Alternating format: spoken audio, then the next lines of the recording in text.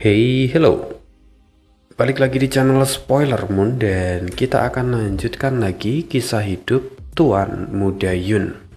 Di part sebelumnya, Yun Xiao menang banyak. Dia mendapatkan saripati pohon suci dari Tang Jie dan berhasil mempengaruhi Tang Xin untuk menggunakan wilayah suci supaya nanti mereka menyingkirkan Tang Jie dan juga para ras iblis. Ini jelas menjadi sebuah pencapaian besar bagi Yun Xiao kalau terlaksana semua. Nah, kalau misalnya ada yang belum mendengarkan sampai akhir, silahkan boleh dengerin cerita di part sebelumnya. Sekarang, kita akan lanjutkan lagi kisah hidup Tuan Muda Yun di part 21. Setelah meninggalkan wilayah dari kuil dagang Forpol, Yun Xiao berjalan seorang diri di antara kabut yang menyelimuti kota Song Yue. Tiba-tiba, seberkas cahaya biru terbang ke arahnya. Yun Xiao cukup terkejut saat menyadari bahwa cahaya itu adalah sebuah jarum. Yun Xiao lalu menangkapnya. Jarum ini besi meteor biru. Yun Xiao menyentuhnya dengan lembut dan langsung mengenali material itu. Cicih. Belasan cahaya biru terbang ke arahnya. Mata Yun Xiao memadat. Siapa orang bodoh yang mengirimiku material mentah seperti ini? Sayang sekali jika aku tidak menerimanya. Yun Xiao merasa ada yang janggal, tetapi dia tetap tenang. Alih-alih menghindar, Yun Xiao justru menangkap semua jarum yang terbang ke arahnya dengan tangan terbuka. Sesaat kemudian, cahaya biru itu menjadi semakin banyak dan datang dari segala arah. Kali ini, tanpa menahan diri, Yun Xiao tampak tertegun. Namun wajahnya dipenuhi semangat. Dengan gerakan tubuh yang lincah, ia menangkap satu persatu jarum itu. Teknik jarum ini, Yun Xiao yang semula tampak senang, kini menjadi serius. Seolah-olah dia baru saja menyadari sesuatu. Matanya menyipit tajam. Ia segera meraih semua jarum itu dan menggenggamnya dengan erat. Ia melepaskan indera ilahinya ke sekeliling. Namun tidak ada respon apapun. Yun Xiao bergumam, memandang ratusan jarum yang kini ada di tangannya. Wajahnya tampak serius. Siapa yang rela mengorbankan logam langka seperti ini hanya untuk menguji identitasku? Orang itu pasti sudah mencurigaiku. Aku tak tahu sejauh apa ia sudah menebak. Yun Xiao segera menenangkan diri. Sial, tak ada gunanya memikirkan hal ini sekarang. Bisa jadi ini buruk, tetapi bisa juga sebaliknya. Lebih baik sekarang aku kembali dulu. Yun Xiao segera menyimpan jarum-jarum itu ke dalam cincin penyimpanannya dan kemudian terbang ke kamar dagang Tian Yuan. Setelah Yun Xiao pergi, di langit seorang laki-laki perlahan terlihat. Ternyata benar itu dia. Dia bisa mengenali besi meteoroid biru hanya dalam sekejap dan bahkan menggunakan gerakan khas itu untuk mengumpulkan jarumku. Aku sudah terlalu sering melihat gerakan itu. Rupanya, laki-laki yang muncul di sana adalah tetua ketiga dari menara 10.000 harta karun, Yu Wenbo. Untuk mengkonfirmasi identitasnya, aku harus mengorbankan sepotong besi meteorit biru. Namun ini layak, aku harus segera memberitahu Tuan Juibo. Dalam sekejap, Yu Wenbo berubah menjadi seberkas cahaya dan kembali ke perkemahan menara 10.000 harta karun. Begitu sampai di menara 10.000 harta karun, Yu Wenbo menyebarkan indera ilahinya untuk menemukan Juibo. Tetapi dia merasakan ada seseorang yang menghalanginya. Siapa itu? Kemudian seorang laki-laki perlahan muncul. Tetua Yuan, ini saya, kata seorang laki-laki. Melihat laki-laki itu, Yu Wenbo menghela nafas lega. Rupanya kamu Tetua Xuan. Aku sempat bertanya-tanya kekuatan siapa yang cukup besar untuk menghalangi kesadaranku di wilayah ini.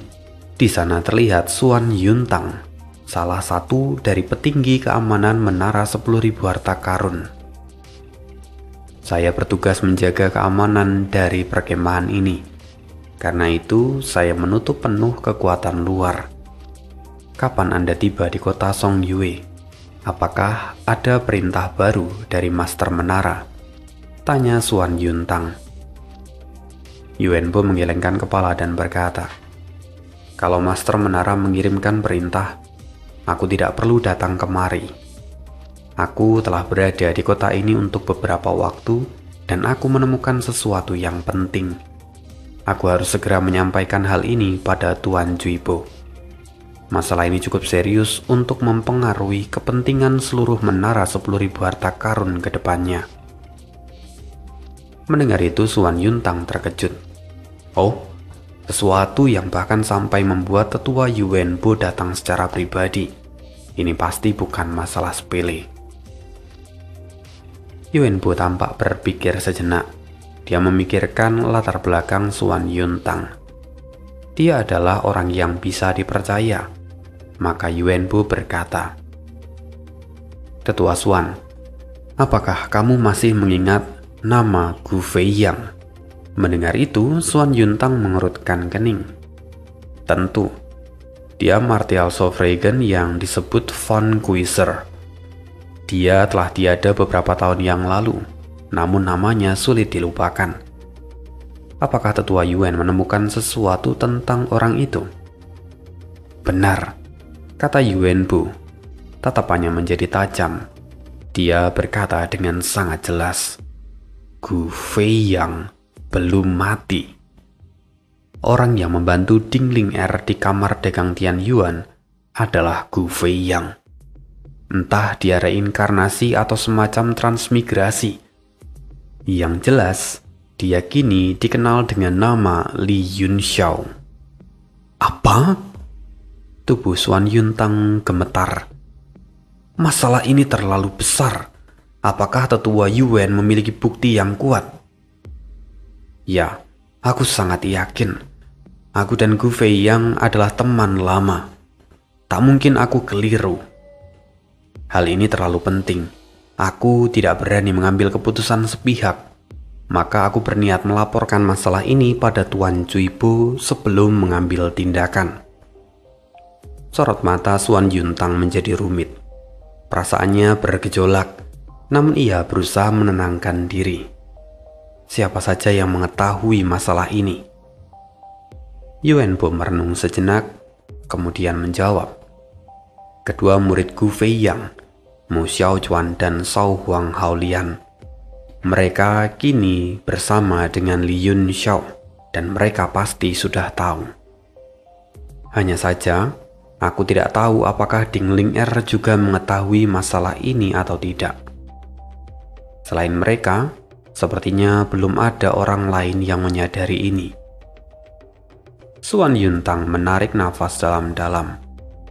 Kalau begitu, ini adalah berita bagus.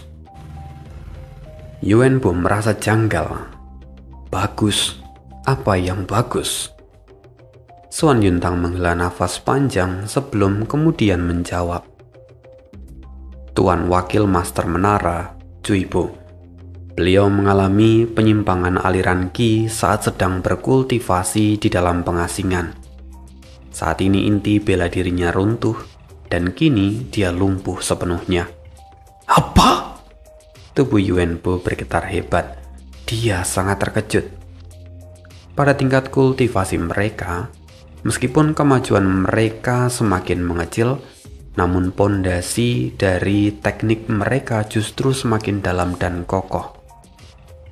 Hampir mustahil bagi mereka untuk mengalami penyimpangan, kecuali mereka memang menyimpang dan beralih ke metode kultivasi yang benar-benar bertentangan dengan jalan kultivasi mereka sendiri.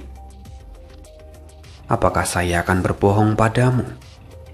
Jika Tetua Yuan tidak percaya, silahkan gunakan indera ilahi Anda untuk memeriksanya sendiri. Suan Yuntang menunjuk ke arah sebuah halaman kecil di kejauhan. Mendengar itu wajah Yuan Bu tampak pucat dan telapak tangannya basah oleh keringat dingin. Ia segera menyebarkan kesadaran ilahinya ke halaman yang dimaksud. Halamannya kosong. Tetua Suan, apa yang sedang kau lakukan? Sebelum ia sempat menyadari hal itu, kekuatan dahsyat kini menyelimuti tubuh Yuan Bu. 9 berkas cahaya dari 9 warna yang berbeda kini mengurungnya. Perasaan ngeri menusuk jantung Yuan Bu. Akhirnya dia sadar dia telah masuk ke dalam perangkap. Tetapi dia masih tidak mengerti kenapa Suan Yuntang melakukan hal ini padanya. Segera tubuh Yuan Bu bersinar dan sebuah baju zirah emas muncul melindungi tubuhnya. Namun, formasi yang menyegel Yuan Bu bukanlah formasi biasa. Formasi itu mulai menyerang dengan 9 warna sekaligus. Bang, bang. Baju zirah emas Yuan Bu memang bukan armor biasa, tetapi setiap kali terkena serangan dari cahaya 9 warna itu, lapisan demi lapisan baju zirah Yuan Bu pun ikut hancur. Ki spiritual miliknya menghilang dengan cepat seperti riak air yang lenyap dalam sekejap. Ekspresi Yuan Bu berubah drastis. Ia berseru, "Cahaya 9 warna ini, siapa kau?" Suan Yuntang mendengus. Cahaya 9 warna milikku terbentuk dari 9 kekuatan ekstrim yang saling menyeimbangkan. Ketika mereka digabung, mereka akan membentuk formasi 9 luka dan 9 pembunuh. Kau Yuan Bu, kau adalah yang pertama menyaksikan kekuatan ini secara langsung. Oleh karena itu kau bisa mati tanpa penyesalan. Suara Suan Yuntang bergema saat zirah emas Yuan Bu runtuh sepenuhnya. Kondisi mental Yuan Bu terpukul. Ia mencoba mengerahkan semua kekuatannya ke telapak tangan, berusaha menghancurkan cahaya 9 warna itu. Namun saat kekuatannya menyentuh formasi, kekuatan Yuan Bu runtuh seketika. Formasi itu terlalu mengerikan. Wajahnya pucat pasi. Ke-9 cahaya ilahi itu menembus pertahanannya dan bahkan menembus tubuhnya. Rasa sakit yang luar biasa menjalar dari 9 titik akupunturnya. Nyaris ia tak sanggup berdiri. Niat membunuh dari formasi itu menjalar hingga kedatiannya, menggerogoti pondasi bela dirinya. Suan Yuntang lalu maju, menghajar Yuan Bu dengan tinjunya. Darah serta serpihan daging terlempar kemana-mana. Yuan Bu, konon kau telah menembus lingkaran besar esensi dingin seni jiwa es. Kemudian hari ini, aku akan merampas esensi itu dan roh es milikmu. Aku akan mengambilnya agar aku dapat naik ke puncak ranah Sofragen. Suan Yuntang kini tertawa seperti orang gila. Kemudian tangan kanannya mencengkram dan menghancurkan tulang Yuan Bu. Dia bahkan menyedot sumsum di dalam tulang Yuan Bu. Yuan Bu nyaris tak bisa mempertahankan kesadarannya. Dengan suara serak dia berkata, Kau siapa sebenarnya?" Setengah wajah Suan Yuntang kini telah luntur, menampakkan kulit asli dari seorang laki-laki. Ia menjawab dengan dingin, "Setelah melihat teknik cahaya suci 9 warna, serta separuh wajahku ini, kau masih tidak bisa mengenaliku. Sepertinya setelah sekian tahun kau sudah melupakanku." Kau di mana Tetua Suan?" Yuan Bu tampak kuyu, darah mengalir deras dari lubang di tubuh serta mulutnya. Suan Yuntang mencibir, Tetua Suan tidak pernah ada. Suan Yuntang yang kau kenal sejak awal adalah aku." Jadi begitu. Yuan Bu akhirnya mendapatkan jawaban. Matanya menyala terang seperti sinar matahari terakhir sebelum senja. Gelombang kekuatan meledak dari datiannya. Ki Kaisar dari ranah martial Sovragen mengamuk liar seperti bintang yang akan mati dan meledak. Namun Xuan Yuntang mendengus. Terlambat jika kau mau meledakkan dirimu. Datianmu sudah kusegel dan formasi 9 luka serta 9 pembunuhku tidak akan melepaskanmu. Kalau kau menghancurkan dirimu lebih awal, kau mungkin akan menarik perhatian Cui Bo ke tempat ini. Tapi sayang, kau terlambat. Yuan Bu tidak lagi bicara. Sudah berakhir. Itulah yang tetua Xuan pikirkan. Tetapi tiba-tiba, cahaya putih muncul dari punggungnya dan menembus penghalang, lalu melesat jauh. Itu cahaya apa? Tetua Xuan terkejut. Pupil matanya mengecil. Roh es. Itu adalah roh es milik Yuan Bu. Begitu roh es keluar dari tubuh Yuan Bu, kini aura Yuan Bu mulai melemah dan perlahan menghilang. Ekspresi Xuan Yuntang tampak masam. Yuan Bu, kau benar-benar licik. Ternyata jiwa es tersembunyi di dalam punggungmu. Tidak heran, aku tak bisa menemukannya. Kau bahkan menggunakan ledakan diri hanya sebagai pengalih perhatian agar roh es itu bisa melarikan diri. Kau memang layak menjadi tetua ketiga dari menara 10.000 harta karun. Kau orang yang luar biasa. Dengan penuh amarah tetua Xuan menarik tangan kanannya dari dada Yuan Bu. Tangannya berlumuran darah, lalu di telapak tangannya terdapat bola putih bersih dan berkilauan seperti kristal. Xuan Yuntang mendengus dingin. Setidaknya aku mendapatkan Kalsedon ini. Meskipun roh es berhasil melarikan diri, aku masih bisa mendapatkan niat bela diri Ki Kaisar yang utuh. Akan kuanggap ini sebagai kompensasi. Xuan Yuntang lalu menyimpan Kalsedon serta mengambil cincin penyimpanan Yuan Bu. Setelah itu, Xuan Yuntang membakar tubuh Yuan Bu hingga habis. Xuan Yuntang juga menghapus semua jejak pertempuran di tempat itu. Xuan Yuntang menghela nafas panjang. Masih sulit untuk percaya bahwa Li Yunxiao adalah Gu Feiyang. Berita ini sungguh mengejutkan. Tapi ini sungguh menarik. Ini merupakan sebuah kejutan yang tak terduga. Aku harus memanfaatkan ini dengan baik. Roh es telah melarikan diri.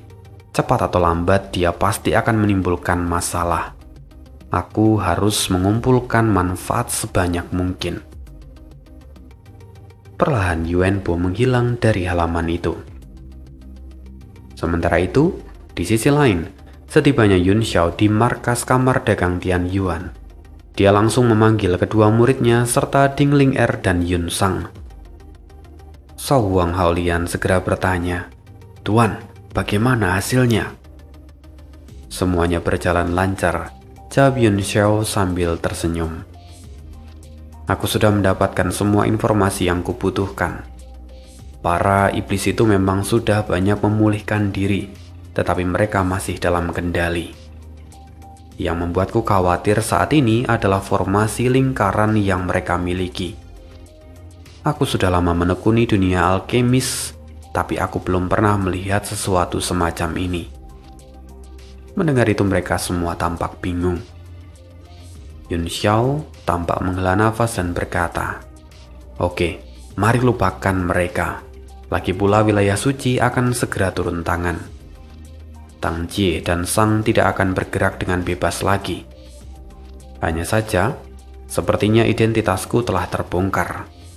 Wajah Yun Xiao seketika berubah menjadi serius. "Apa? Siapa yang telah membongkarnya?"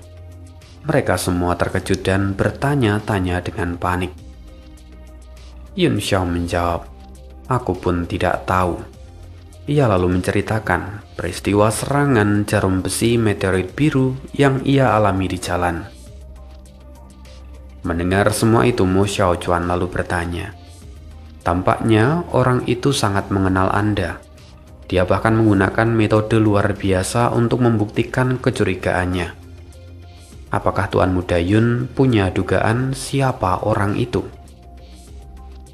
Yun Xiao lalu berkata, "Tentu ada beberapa kemungkinan yang sudah kupikirkan, tetapi aku tidak bisa memastikannya. Namun cepat atau lambat, semuanya akan terungkap. Bahkan jika aku tidak ingin, dunia pada akhirnya akan mengetahui identitasku. Aku akan segera masuk ke dalam pengasingan selama beberapa hari ke depan. Aku akan melatih teknik transformasi petir. Setelah kekacauan hari ini, kota Songyue akan menjadi tenang selama beberapa hari ke depan. Jadi kalian bisa tenang sekarang." Mendengar itu, keempat orang yang ada di sana mengangguk. Lalu 3 orang yang lain segera pergi. Di sana hanya tersisa Yun Xiao dan Ding Ling'er. Ding Ling'er tampak ragu-ragu, tetapi dia memberanikan diri dan berkata, "Tuan Muda Yun, saya belum berhasil menghubungi ayah saya. Saya khawatir, jadi saya ingin mengirim Ding Peng kembali ke markas utama." Yun Xiao mengerutkan kening. Ding San bukanlah orang biasa. Sekarang bukan saatnya untuk memikirkan hal ini. Mendengar itu, Ding Ling'er lalu mengangguk. Meskipun kekhawatirannya masih terlihat jelas di wajahnya. Yun Xiao berkata, "Masalah ayahmu memang penting, tetapi bukan hanya itu yang membuatmu gelisah. Katakan padaku." Tubuh Ding Ling'er sedikit gemetar. Dengan nada getir ia berkata, "Tuan Muda Yun benar. Saya sudah lama memikirkan ini. Saya merasa ayah saya pasti menyimpan rencana tertentu, tapi saya tidak tahu apa. Bahkan ia merahasiakannya dari saya. Mungkinkah menyerahkan kendali atas kamar dagang Tian Yuan pada saya juga merupakan bagian dari ujian yang dia berikan?" Yun Xiao berdiri dan melangkah mendekati Ding Ling'er. Ia menatap matanya dan berkata, "Ling'er, kamu bukan gadis yang haus akan kekuasaan. Kalau Ding San benar-benar punya rencana lain, bukankah itu bagus? Mungkin suatu hari nanti, kamu bisa lepas dari beban kamar dagang Tian Yuan dan hidup sesuai dengan keinginanmu." Hidup sesuai keinginan? Hati Ding Ling'er bergetar. Kepedihan yang tak terucap mengalir dalam benaknya. Selama ini, ia bekerja tanpa henti. Ia membimbing adiknya menuju kedewasaan. Tetapi siapa sangka, Ding Peng malah mengecewakannya. Semua itu membuatnya merasa lelah dan putus asa. Tetapi ada satu hal yang membuat Ding Ling'er menjadi tegar. Ya, tatapannya tertuju pada Yun Xiao. Dalam hati dia berkata, "Untungnya Anda selalu ada di dekat saya." Pikiran itu membuat hati Ding Ling'er menjadi hangat. Yun Xiao tiba-tiba terbatuk. Dia berkata, "Aku harus segera melakukan kultivasi tertutup. Aku akan berusaha keluar sebelum turnamen ganda dimulai." Mendengar itu, Ding Ling'er tampak malu dan dia berkata, Maafkan saya Tuan Muda Yun. Silahkan Anda bisa fokus untuk berkultivasi." Lalu Ding Ling'er pun pergi meninggalkan ruangan itu. Setelah Ding Ling'er pergi, Yun Xiao lalu mengeluarkan monumen dewa dan masuk ke dalamnya. Saat ini berkat pasokan primordial stone yang terus mengalir, monumen dewa perlahan pulih dan menjadi stabil. Hanya kekuatan elemen air saja yang masih kurang dari dalam monumen dewa. Memang elemen ini sangatlah langka. Namun lebih dari itu, satu hal yang membuat Yun Xiao khawatir. Army lari spare. Kalau sampai senjata itu pulih, maka situasi Yun Xiao akan semakin sulit. Kini Yun Xiao harus segera memulihkan monumen dewa apapun caranya. Tetapi untuk sekarang, Dia tidak bisa menemukan esensi air. Jadi dia hanya melakukan apa yang bisa dia lakukan. Yun Xiao menghancurkan kantung penyimpanan dan ki kayu tingkat kedua segera menyebar ke udara. Dengan ini, seharusnya aku bisa menyempurnakan penguasaan transformasi petir. Yun Xiao membuang semua gangguan yang ada di benaknya dan mulai menyerap ki kayu untuk mengembangkan transformasi petir. Saat ini seperti yang dikatakan Yun Xiao, kota Song Yue benar-benar menjadi tenang pasca kekalahan Pavilion Tianyi. Namun, dalam ketenangan itu, sebuah kabar mengejutkan tiba-tiba mengguncang dunia serikat pedagang. Sui Luoyan, salah satu dari dua bunga emas serikat pedagang dari kamar dagang Mando, tiba-tiba mengumumkan pertunangannya dengan Chen Feng, putra dari pemimpin Sekte Pedang. Dengan diumumkannya pertunangan Chen Feng dan Sui Luoyan, maka Chen Feng seolah mendapatkan tiket emas untuk mengikuti turnamen ganda dan mewakili kamar dagang Mando. Setelah kamar dagang Tianyuan berhasil bangkit dari posisi terbawah, perhatian semua orang kini tertuju pada kamar dagang Mando.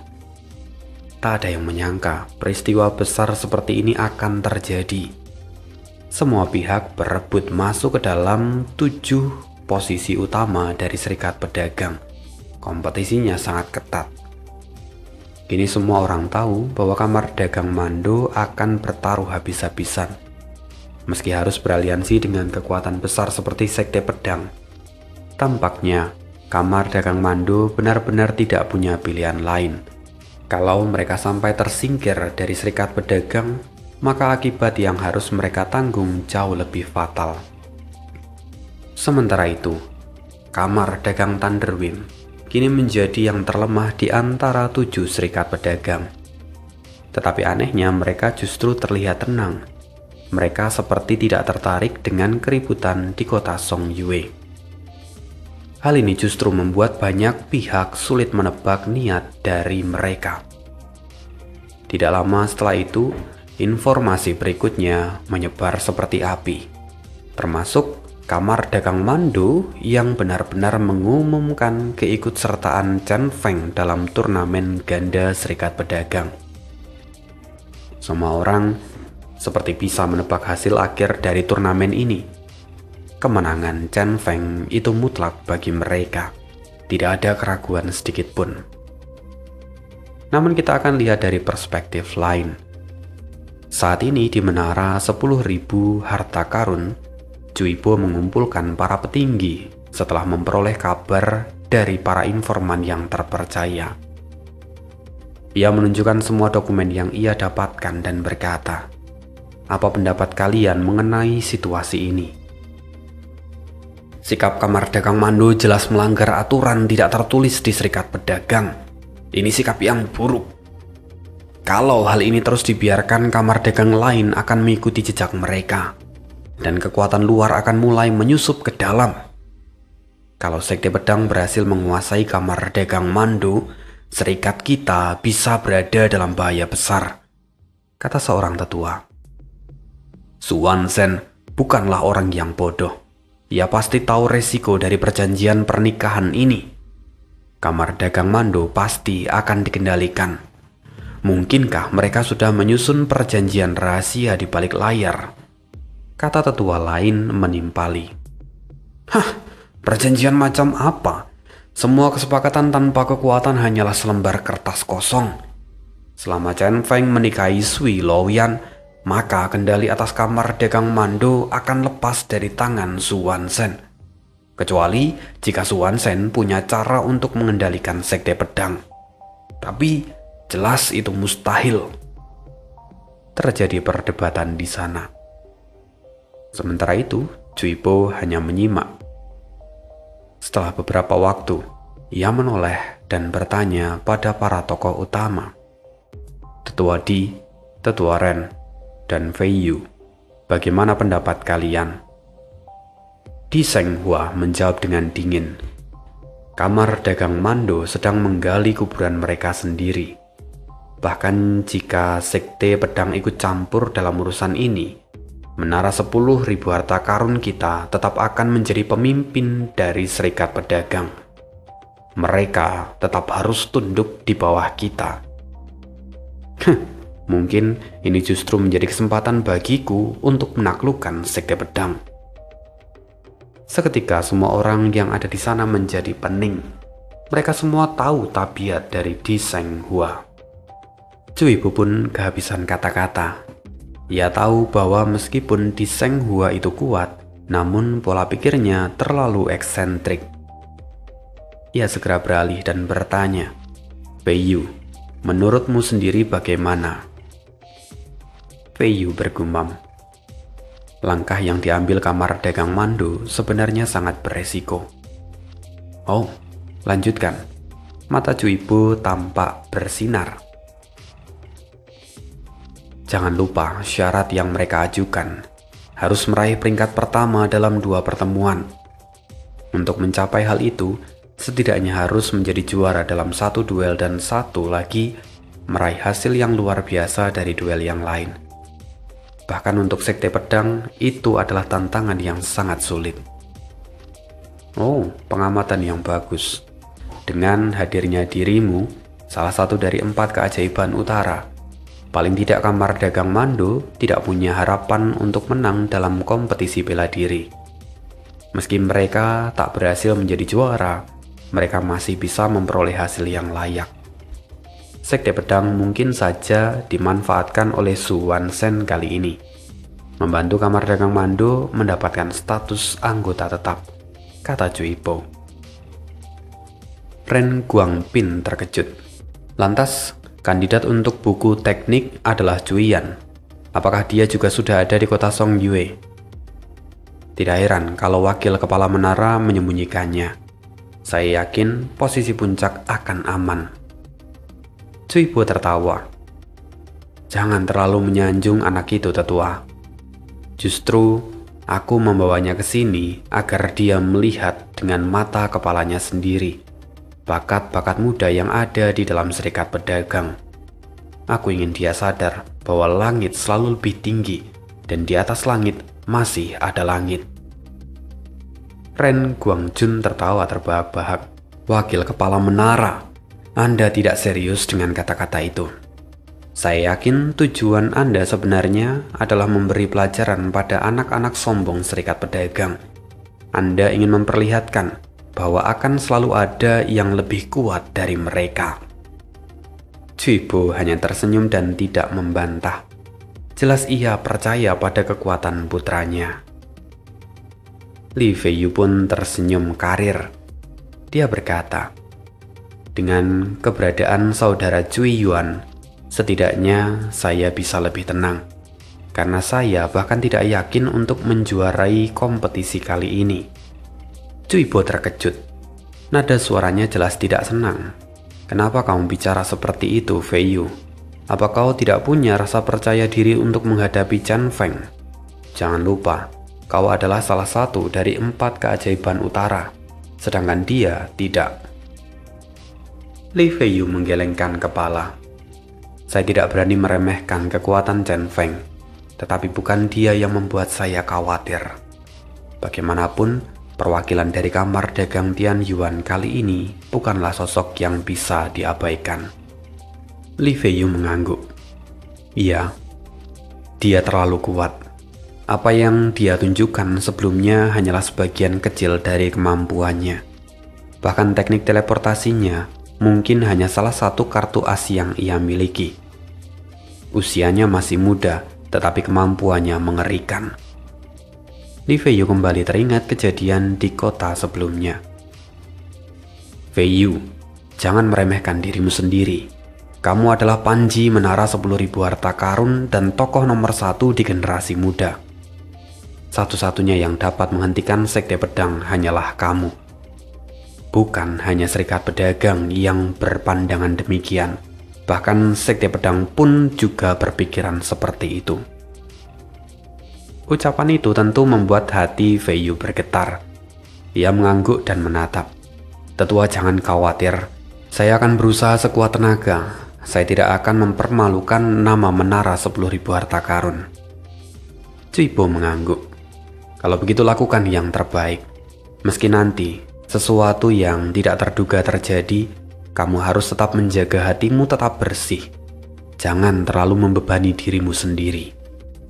Baik, jawab Li Feiyu dengan singkat, lalu kemudian terdiam.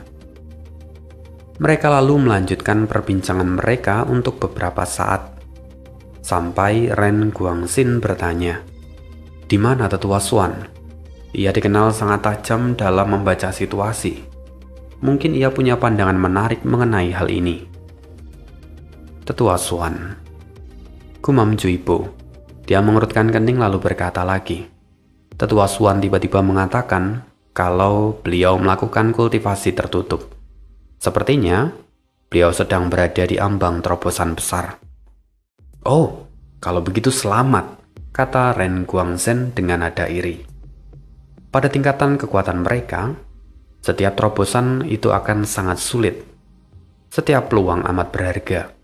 Ia sendiri telah terhenti di tingkat yang sama selama puluhan tahun dan nyaris menyerah. Cuipo pun mengangguk. Semoga Tetua Xuan berhasil mencapai terobosannya. Baiklah, pertemuan kita cukup sampai di sini. Tetua Ren harap tetap tinggal sebentar di sini.